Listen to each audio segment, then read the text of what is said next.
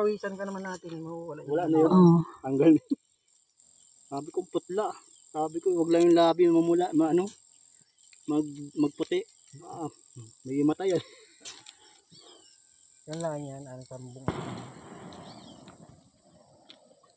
Buti nga sumuka ko, guminhawa yung ano ko eh. Pinasok ka pinahangin eh. Ganun yun? Ganun yun, yun eh. Yan. Pagdilmang kanon. Wala na nga, ipapadilim na nga yung paningin ko eh. Pero Ka na lang nun.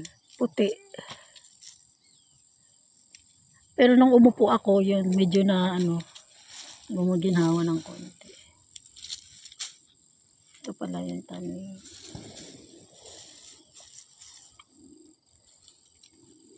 Po ang mani. Yan ang mani. Ito po ang mani.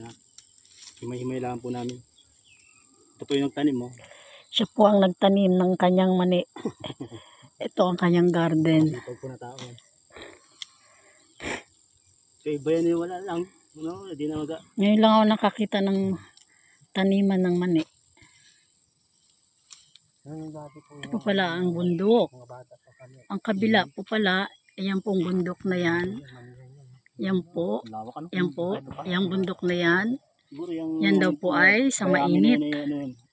At ito naman po, sa kalikod po ng bundok na ito ay balagasan o katubugan. Katubugan ba? Yung sinasabi mo? Katubugan. Balagasan o katubugan. Ayan pong bundok na yon. Yan po ay ang mainit. Ito po. Dapat talaga dito sa iyo, kasama ka na dito. Yan po. Yan ang kanyang mga tanim. Mga mani po yan.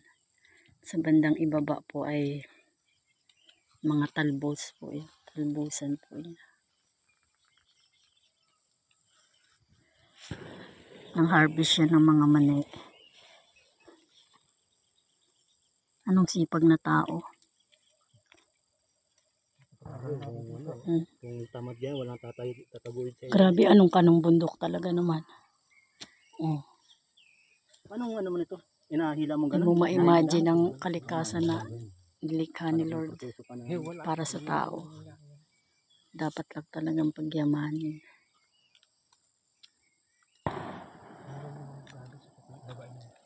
Nadala ka pati ukra. Na ukra din.